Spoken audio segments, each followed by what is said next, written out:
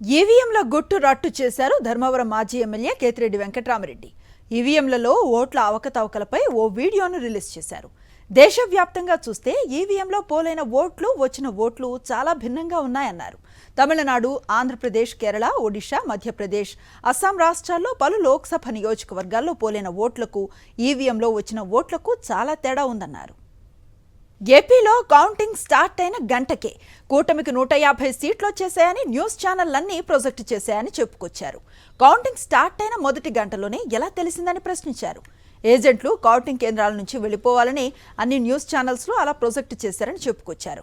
ఉదయం 10 గంటలకే కౌంటింగ్ ఏజెంట్లు బయటకు వచ్చేశారని, అసలు ఏం జరిగిందో వారికే అర్థం కాలేదని కేతిరెడ్డి తెలిపారు. ఏజెంట్లు బయటకు వచ్చేసిన అరగంట తర్వాత ఉద్యోగులు ఇష్టం వచ్చిన మెజారిటీలు రాసుకున్నారని ఆరోపించారు. ఈవీఎంలలో ఖచ్చితంగా గోల్మాల్ జరిగిందన్నారు కేతిరెడ్డి. ఇదంతా చాలా ప్లాన్డ్గా జరిగిందని ఆరోపించారు. దాంతో పాటు జనం కూడా నమ్ముతున్నట్లుగా తెలిపారు. ఈవీఎంలలో గోల్మాల్ జరిగినట్లుగా వివిధ జాతీయ పేపర్లలో కూడా రాసుకొచ్చారని గుర్తు చేశారు.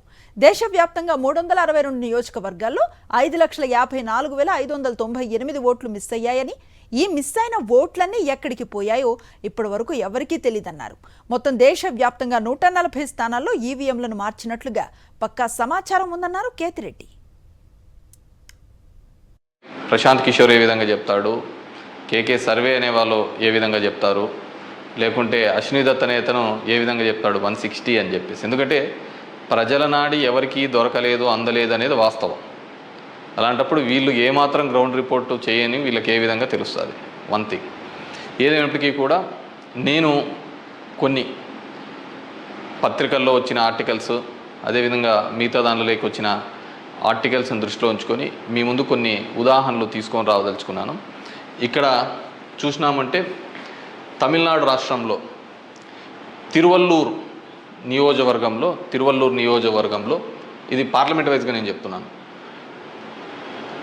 టోటల్ 14,30,738 ఓట్లు పోల్ అయింటే, కానీ ఈవీఎం మాత్రం కౌంట్ చేసినప్పుడు 14,13,941 ఓట్లు 47 ఓట్లు చూపించాడు. అంటే 16,791 ఓట్లు కౌంటింగ్ చేసిన దానికంటే పోలైన ఓట్లు తక్కువగా ఉన్నాయి తిరువల్లూరు అనే విధంగా. అదేవిధంగా అస్సాంలో చూస్తే 10,760 ఓట్లు తగ్గినాయి.